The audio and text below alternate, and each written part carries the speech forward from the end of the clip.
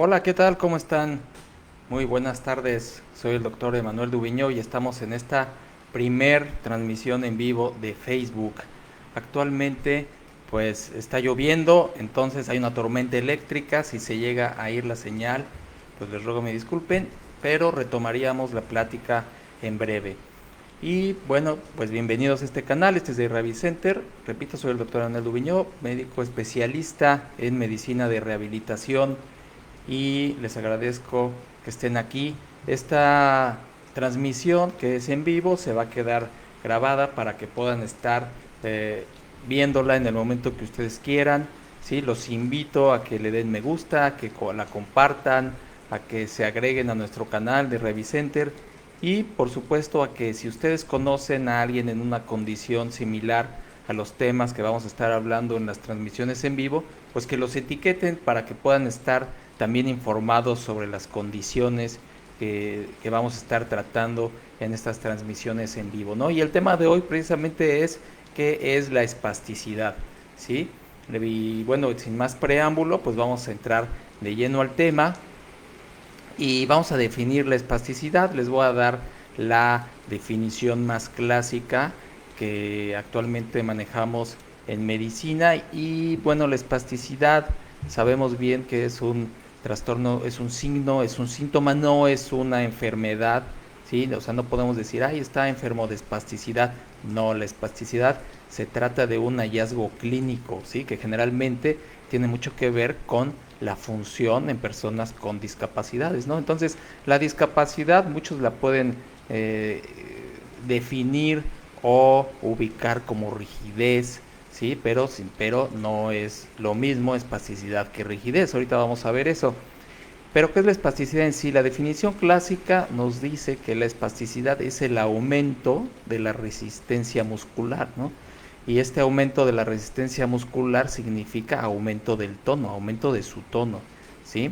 Pero este aumento del tono es cuando estiramos pasivamente el músculo. Es decir, si nosotros queremos en un momento dado estirar el bíceps de alguien con espasticidad, pues entonces puede haber cierta resistencia, ¿sí? Al estiramiento pasivo de este músculo y entonces ya ahí hablamos de espasticidad, pero existe un elemento que se une a la definición y que es que este aumento de la resistencia al estiramiento pues depende de la velocidad. ¿Esto qué quiere decir?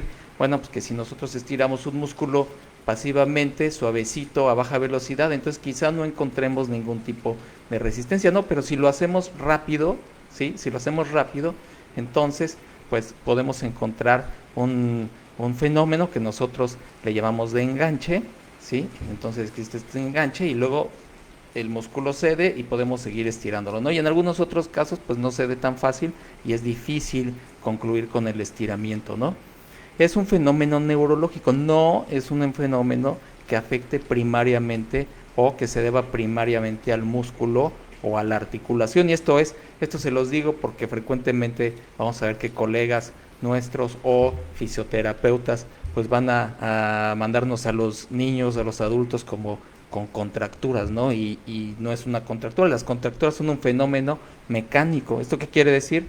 Pues que ahí sí se encuentra acortado un músculo o se encuentra limitada una articulación y eso que hace que tenga un rango de movilidad menor un movimiento, ¿no? O una articulación. Entonces, bueno, la espasticidad es muy diferente a la contractura, ¿sí? La contractura es un fenómeno pues que obedece principalmente a causas musculares o articulares, ¿no? Y la espasticidad obedece a causas neurológicas principalmente.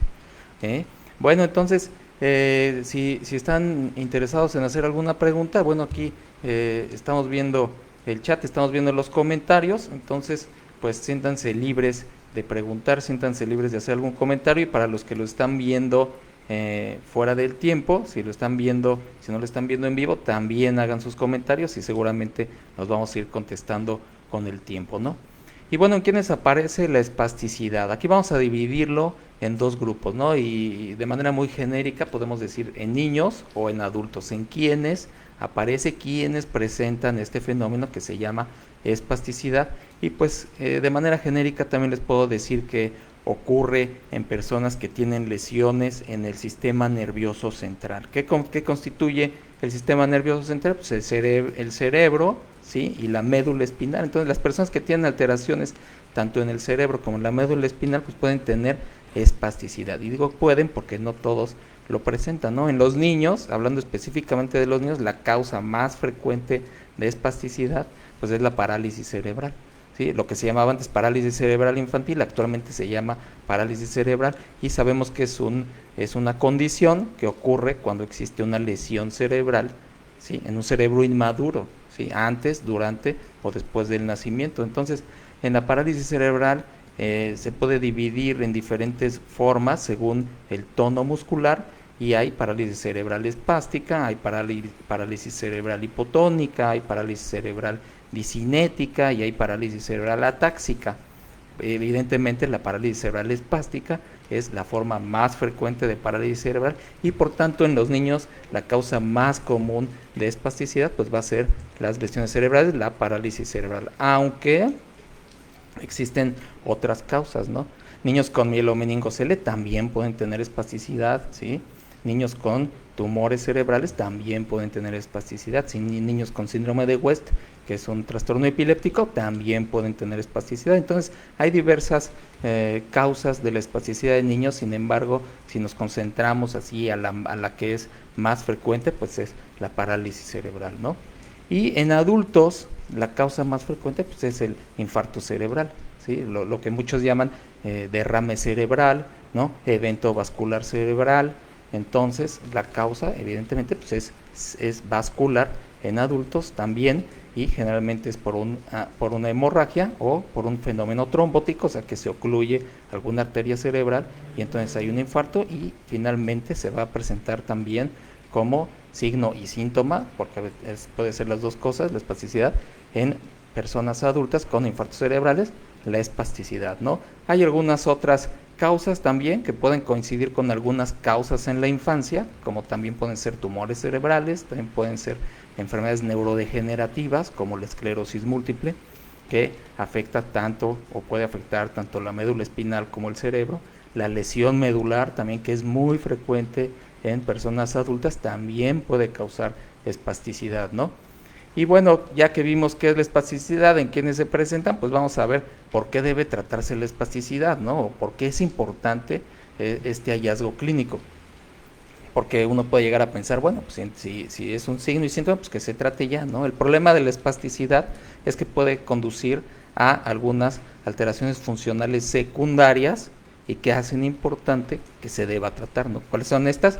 Pues la debilidad, puede generar alteraciones en el control motor, puede generar contracturas, o sea, pasar de este fenómeno neurológico que es la espasticidad, pasar a este fenómeno mecánico que es la contractura. Es decir, imagínense una persona con espasticidad, con evento vascular cerebral, y que tiene la muñeca así, ¿no? Tiene así la muñeca por la espasticidad, tiene un trastorno postural, ¿sí? Espástico, y entonces imagínense mantener así la muñeca todo el tiempo o por mucho tiempo, muchas horas durante el día. Y entonces, ¿qué va a pasar con los músculos que doblan la muñeca, que la flexionan? ¿Qué va a pasar con esos músculos? Finalmente se van a acortar y va a generar una contractura, ¿no? Entonces, si nosotros tratamos la espasticidad, vamos a poder liberar, que es un término que empleamos nosotros, liberar esta muñeca, estirar estos músculos que se encuentran espásticos la mayor parte del tiempo, y podemos evitar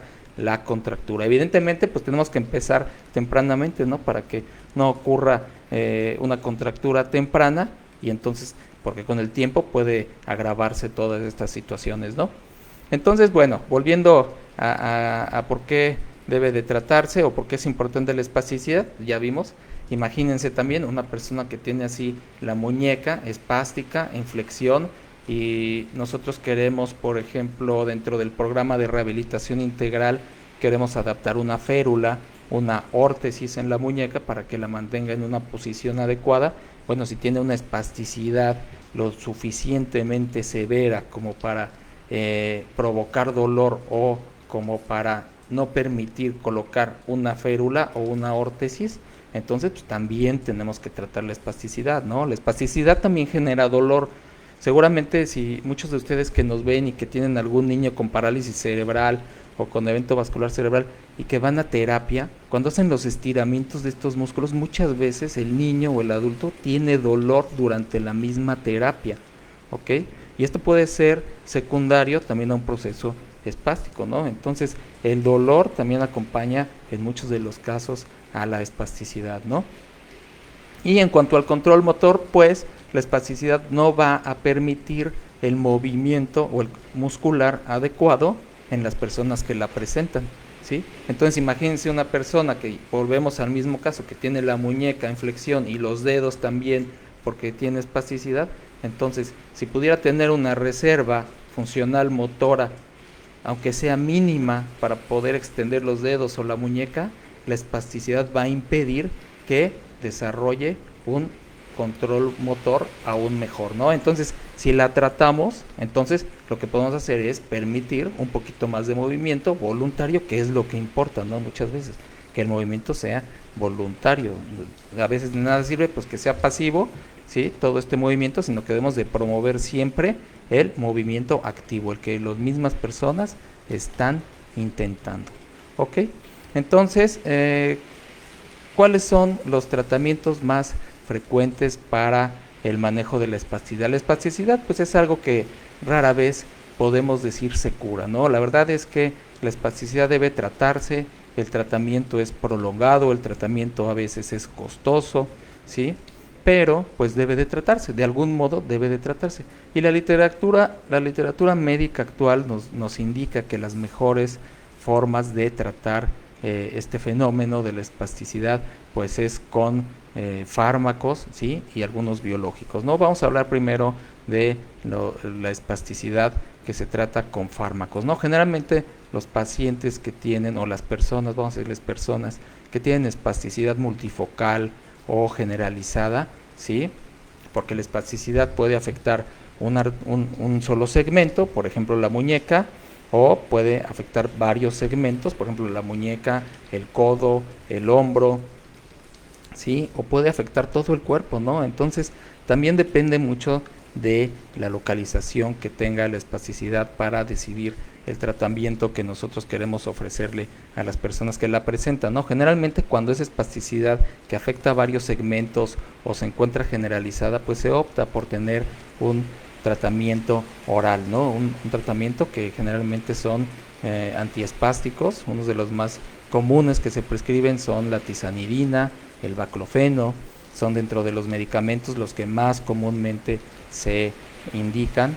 Y cuando la espasticidad es focal o afecta segmentos muy limitados y muy específicos, pues normalmente lo que hacemos es aplicar toxina botulínica en estos músculos que están espásticos, ¿no? Ya en un tema posterior vamos a hablar de la toxina botulínica como manejo de la espasticidad, pero son los tratamientos que más frecuentemente se utilizan, ¿no? De manera oral, pues también una prescripción que se ve comúnmente y que es un poquito más económica, pues son las benzodiazepinas, como pueden ser el clonazepam, como pueden ser el diazepam, ¿no? Seguramente todos aquellos que cuentan con algún familiar con espasticidad o ustedes mismos, pues seguramente están muy familiarizados con este tipo de medicamentos, ¿no?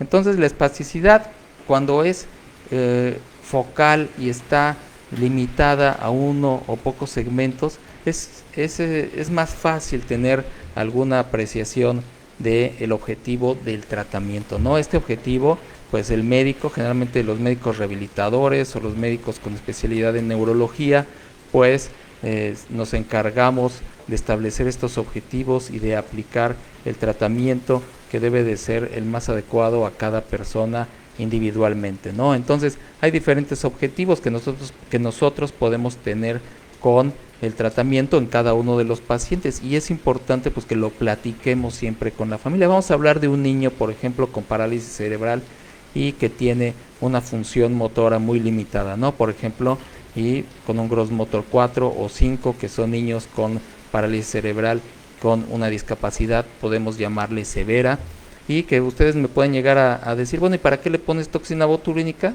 a un niño espástico que tiene una limitación funcional muy severa? ¿Para qué se la pones? ¿Para qué se la aplicas si no va a alcanzar muchas actividades voluntarias a lo largo de su vida, ¿no? Y bueno, aquí entonces es cuando entra este este ejercicio de establecer objetivos junto con los familiares, ¿no? Por ejemplo, supongamos que es un niño que tiene este tipo de parálisis cerebral muy severa y que cruza mucho sus piernitas, ¿no? Lo que se llama patrón en tijera, ¿no? Y entonces a la mamá o al cuidador pues se le hace muy difícil separarle las piernitas para vestirlo, para desvestirlo o simplemente para cambiarle su pañal.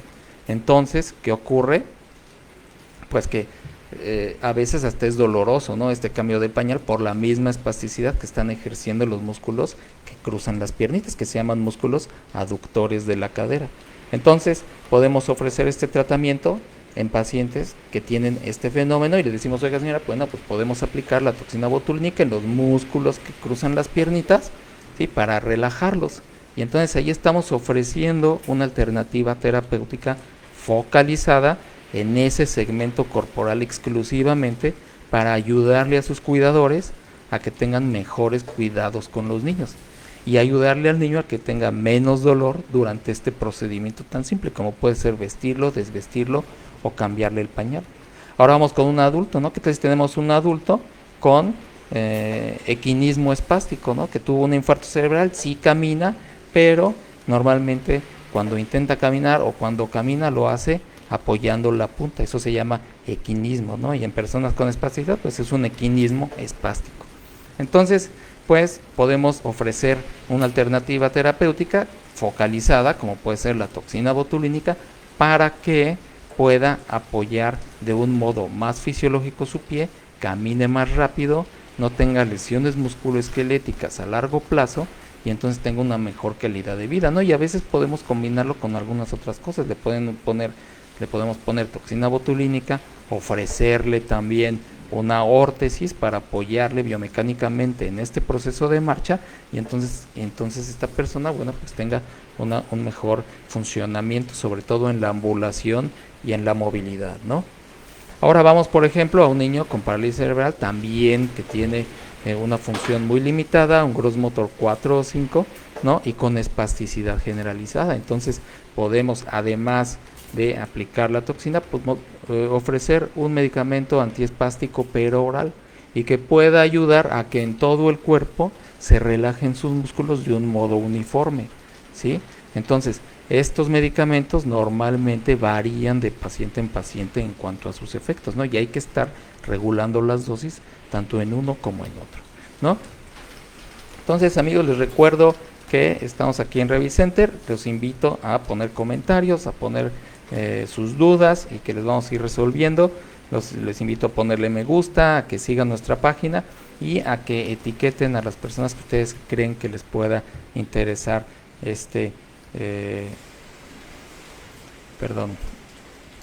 a las personas que les pueda interesar este video, ¿sí? Bueno, pues vamos a seguir entonces. La espasticidad es un fenómeno entonces neurológico y que debe de ser tratado en la mayoría de las personas, ¿no? Para mejorar su funcionamiento y su calidad de vida. Ahora bien, ¿qué podemos hacer con los pacientes espásticos en casa? Debemos de mantenerlos con un manejo postural lo más adecuado posible, ¿ok? ¿A qué me refiero con esto? Tenemos algunos niños o algunos adultos que utilizan silla de ruedas o que al ponerlos en cama tienen posturas que no son muy fisiológicas a la hora de descansar o a la hora de tomar la siesta o simplemente a la hora de tener alguna otra actividad como al comer, ¿no? Entonces el manejo de fisioterapia es muy importante y de terapia ocupacional para que a las personas con espasticidad les ayuden a tener un control postural lo más adecuado posible, ¿no? Para eso algunas veces implica utilizar algunas ayudas posturales, ¿no? Por ejemplo, en el caso de sillas de ruedas, ¿sí? Nosotros sabemos bien que en personas con alguna condición neurológica una silla de ruedas estándar pues no es lo más adecuado, ¿no? Tiene que ser una silla individual y con todos los accesorios posturales que le puedan servir a que lo alinee adecuadamente cada uno de sus segmentos, ¿no? Imagínense un niño con parálisis cerebral y que está en una silla de ruedas estándar. Sillas de ruedas estándar son las que encuentran en cualquier lado, son pues las más económicas, ¿sí? Pero lamentablemente no tienen todos los accesorios para que puedan contener adecuadamente la postura de un niño con espasticidad, ¿no? Entonces imagínense que está sentado el niño la mayor parte del tiempo y que tiene las piernitas cruzadas, ¿no?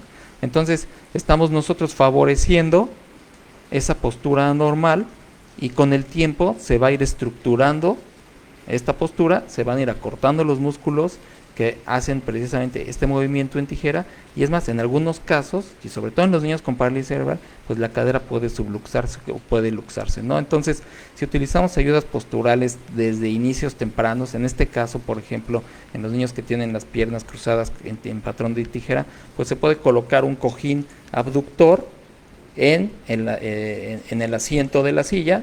Aquí se pone el cojín, se pone el separador de muslos, y entonces vamos a impedir que se siga favoreciendo esta postura anormal, ¿no? O volvemos a una persona con evento vascular cerebral y lo ponemos en una silla de ruedas estándar y el tórax está desviado, está inclinado hacia uno de los lados. Entonces, con el tiempo, ¿qué creen que va a pasar?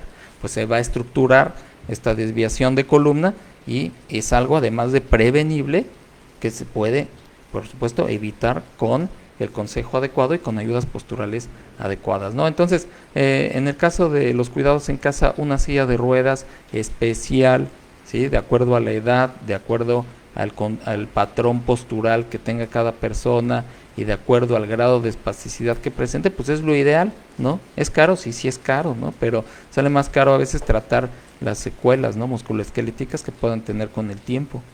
¿Qué otras cosas o dispositivos posturales conocemos para el manejo de la espasticidad? Pues los bipedestadores, ¿no? También se llaman estándares. Un estándar es un bipedestador. Hace 10 años, hace 15 años, cuando yo empezaba en este largo camino que llevo en la rehabilitación, largo o corto, ¿verdad?, como quieran verlo, pues los estándares eran cosa que no se veía, ¿no? Y los pocas personas que tenían su estándar o su bipedestador, pues era porque se los había hecho algún familiar, algún herrero, algún carpintero, ¿no? Actualmente, pues ya prácticamente se encuentran en todo el país disponibles, ¿no? Hay de diferentes marcas, ¿sí?, de diferentes precios, y los bipedestadores nos sirven, nos ayudan mucho en personas que no pueden mantener la bipedestación independiente, ¿sí?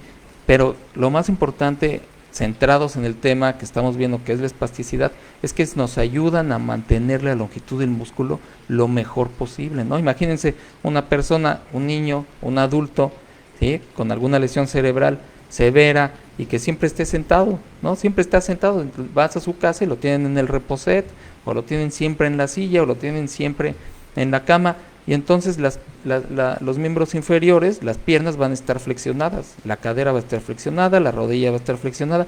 Con el tiempo, evidentemente, se van a acortar estos músculos, y entonces, ¿qué podemos hacer por ellos? Se pueden parar, evidentemente, ¿sí? Sí se pueden parar. Hasta los grados más severos de lesiones neurológicas podemos pararlos, porque los bipedestadores hay tanto para personas que controlan bien su tronco, ¿sí?, como para personas que lo controlan parcialmente o de plano no lo controlan, ¿no? Entonces hay muchas variedades de bipedestadores, y eso nos va a ayudar en cuanto a espasticidad a mantener la longitud más adecuada, sobre todo de los miembros pélvicos. Entonces imagínense de alguien que está sentado la mayor parte del tiempo a alguien que ahora los vamos a estar parando, ¿sí? Lo vamos a estar parando, y entonces los músculos que están por detrás de la pierna, que se llaman isquiotibiales, van a estar en su máxima longitud.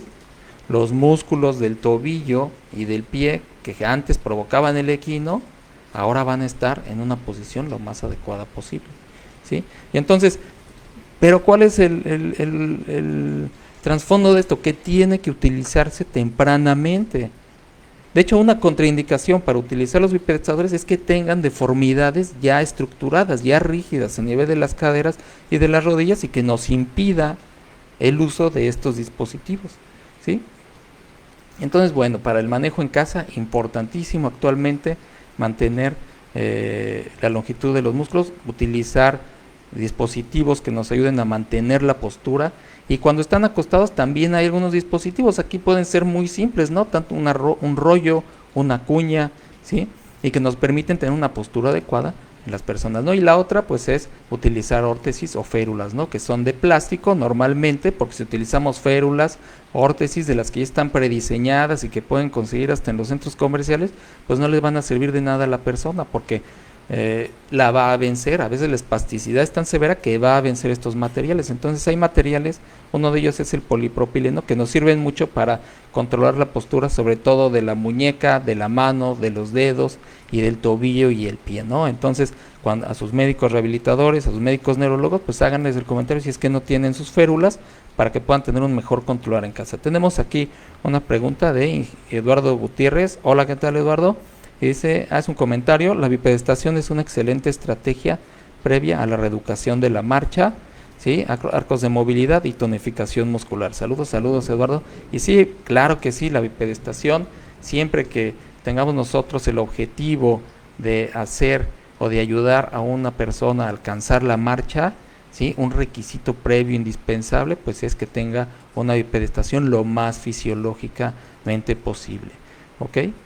Y bueno, hay algunos otros tratamientos para la espasticidad, que son los quirúrgicos.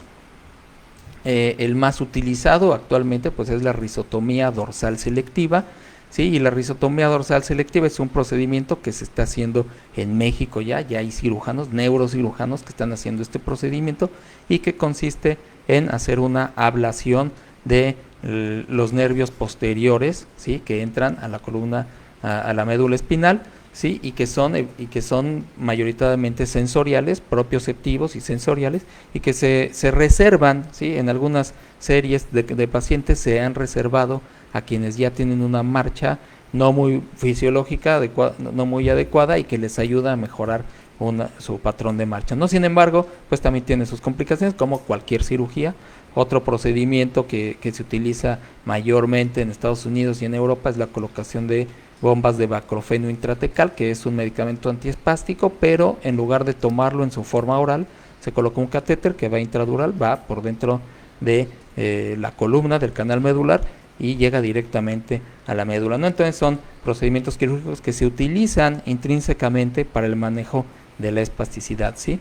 Y para el manejo de contracturas hay algunas alternativas quirúrgicas que se llaman elongaciones tendinosas o tenotomías, y que se realizan principalmente cuando el músculo ya está acortado, ¿ok? Porque pues la verdad es que han salido muchas series en los que se tratan los acortamientos musculares con técnicas manuales, con técnicas de fisioterapia, pero los resultados no han sido muy alentadores, ¿sí? Y como finalmente conclusión, estos estudios dicen, ¿sabes qué? El mejor tratamiento para las contracturas una vez establecidas, ¿sí? Es la cirugía. Estas cirugías pueden ser elongaciones tendinosas o cortar el tendón parcial o totalmente para que pueda mejorar su arco de movilidad una persona con generalmente espasticidad, ¿no? Entonces, si tienen alguna duda, algún comentario, espero que los estén poniendo para que de una vez lo podamos tratar. Los invito nuevamente a que le den me gusta, que sigan nuestra página de Revicenter, ¿sí?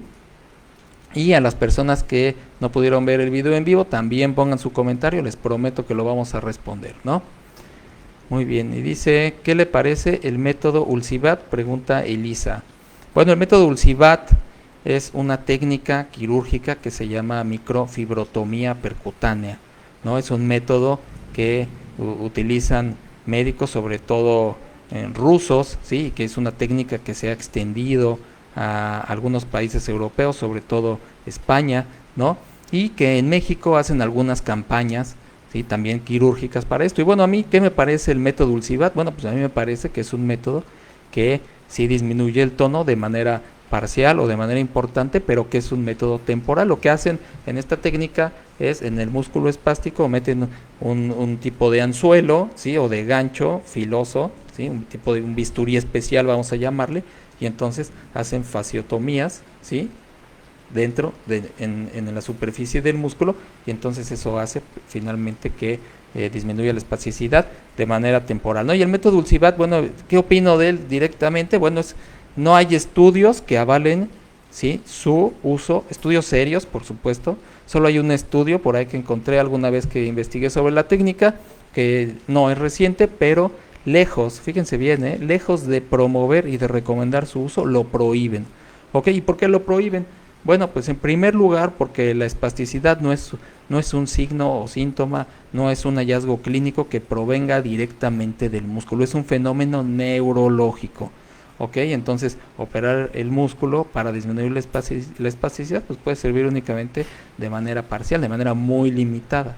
Y en segundo lugar, pues es un músculo que no es sano, no es un músculo como el de cualquier otra persona, es un músculo que no tiene un input motor, un input sensorial adecuado, y entonces al momento de recuperarse después de estas cirugías hemos visto casos en los que hacen fibrosis súper extensas, ¿no? Y la verdad es que para mí no es una técnica que sirva, no la recomiendo, además no es un procedimiento que esté autorizado en México, y al principio, no sé ahora si haya médicos mexicanos que lo hagan, lo dudo, sí, pero pues venían médicos rusos a aplicarlo, ¿no? Entonces no es una técnica aplicada, no es una técnica en la que pueda venir cualquier médico del extranjero y operar. Sí, a ver, que cualquier cirujano vaya a Estados Unidos y quiera operar a un paciente, a ver qué le dicen, ¿no? Entonces, ¿por qué se está aplicando en algunas campañas que yo he visto que hacen aquí, ¿no? Es mi opinión.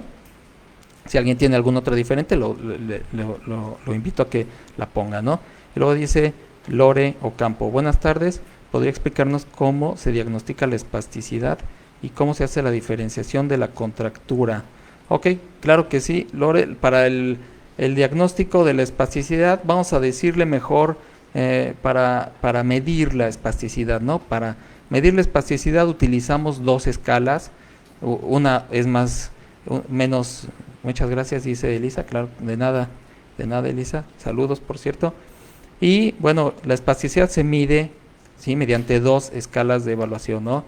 Clínicamente, les hablo de consultorio, hay métodos experimentales en los que se utilizan otros métodos, ¿no?, un poquito más científicos y tecnológicos, pero a nivel clínico, a nivel de consultorio, la espasticidad la hallamos mediante y la evaluamos mediante dos escalas. Una se llama escala de Ashworth modificada y la otra escala se llama escala de Tardieu, ¿no? Son las que más se usan en la práctica clínica habitual, una más difícil de aplicar que la otra. Y bueno, la escala de Ashworth se mide en diferentes niveles, que va del 0, 1, 1 más, 3 o 4, ¿no? Y lo único que nos dice es si hay poquita espasticidad o mucha espasticidad, ¿no? Mediante un número, 0, 1, 1 más, 2, 3 o 4. Y la escala de Tardieu, que esa es una escala más objetiva. Les voy a decir por qué. Porque la escala de Tardieu nos da un ángulo de espasticidad. Entonces, no sé, al principio de la plática les comentaba, supongamos que estamos evaluando el bíceps, ¿sí? Y entonces hago un estiramiento pasivo y veo hasta dónde llega, ¿sí? Hasta cuánto alcanza de extensión el codo y mido, en este caso, por ejemplo, en mi caso serían 180 grados, ¿sí? Y luego hago un estiramiento rápido, no duro, rápido, para que no pues lastimen a la persona que estén explorando, quienes los exploran, ¿sí? Y entonces lo hago rápido y supongamos que aquí ocurre un enganche. Cuando lo hacemos rápido, aquí ocurre un enganche. Y entonces, ¿a los cuántos grados es?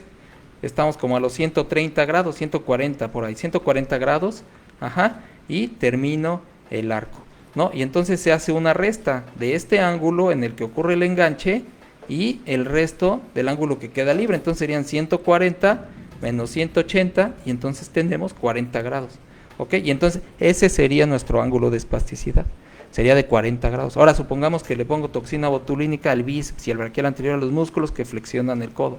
Y en una próxima visita volvemos a hacer la misma maniobra y vemos que hasta acá siento el enganche. Entonces serían de 140, ¿sí? Ahora hasta 160 grados. Ahora hacemos esto rápido. Aquí me aparece el enganche y todavía tengo 20 grados más de libertad, ¿no? Entonces mejoraría 20 grados la espasticidad. De ser un ángulo de espasticidad de 40, ahora sería de 20, ¿no? Entonces es otro método que utilizamos. Y cuando dice, ¿y cuándo diferenciamos la espasticidad de la contractura? A esto voy, y precisamente la escala de Tardieu es importante para que nosotros hagamos esta diferencia, ¿no? Imagínense que nuestro arco pasivo inicial llega hasta 90 grados, ¿ok? Así, llega hasta 90 grados. Hasta ahí, y no pasa, ya no pasa más. Ok, entonces vuelvo a hacer la maniobra, pero rápido, y llega a 90 grados. Entonces, según Tardieu, según esta escala, sería 90 menos 90 es igual a 0. Entonces, cuando la escala de Tardieu o el ángulo de espasticidad es igual a 0 y está limitado, entonces decimos que es una contractura. ¿Ok? Hablando clínicamente y mediante el uso de las escalas. ¿Ok? Pero, pues, y la diferencia anatomopatológica de la espasticidad con las contracturas, pues ya vimos, la espasticidad es un fenómeno neurológico y las contracturas es un fenómeno, que dijimos, mecánico, ¿no? Y que involucra el músculo, ¿sí? O estructuras musculotendinosas y articular. ¿Ok? Bueno, a ver, ¿alguien más que tenga alguna pregunta que pueda resolver? Si no, pues les agradezco, ¿sí? Les agradezco haber estado en esta sesión. Recuerden que va a estar arriba, va a estar disponible esta plática, y entonces las personas que entren después, que no pudieron estar en esta plática en vivo, pueden comentarla, pueden etiquetar a las personas que les puede interesar esta plática, y nos vemos el viernes que entra y vamos a hablar precisamente de toxina botulínica y sus usos actuales, ¿no? Porque muchas personas creen que la toxina botulínica, o su marca más genérica y más conocida, que se llama Botox, pues es únicamente para tratamientos cosméticos, pero tenemos otras marcas, tenemos Geomin, tenemos Dysport, hay Botox, y vamos a hablar de los usos actuales de la toxina botulínica. Nos vemos el viernes que entra a esta misma hora, si todo marcha bien, y pues espero que les haya gustado la plática, que se hayan despejado un poquito después de tantas malas noticias que hemos tenido últimamente en el país, ¿no? En cuanto a la epidemia, pero pues vamos a tratar de hacer algo un poquito más productivo, algo más de provecho, y traer temas médicos, traer algunos temas de los que ustedes tengan duda. Pues por supuesto también, si ustedes quieren algún tema en especial, pónganlo en los comentarios, y si me siento apto para darlo, pues lo damos, ¿sí? Sin ningún problema. Si es de alguna otra especialidad, bueno, ya se los haré saber, pero pues con toda confianza. No pongan el tema que ustedes quieran. Recuerden, soy el doctor Emanuel Duviñó, especialista en rehabilitación, y los saludo aquí en esta lluvia intensa que está cayendo al sur del país. Dice Lore, no, gracias, no, pues de nada. Saludos también a Karen Saldaña, saludos a Mederain Love, ¿sí? Saludos a Lucy Lu, ¿sí? Y a todos los que se conectaron. Doriana, saludos. Hola, mamá. Ingeniero Eduardo, todos, muchas gracias. Nos vemos el viernes que entra a esta misma hora, ¿sí? Y por este mismo canal. Muchas gracias y hasta luego.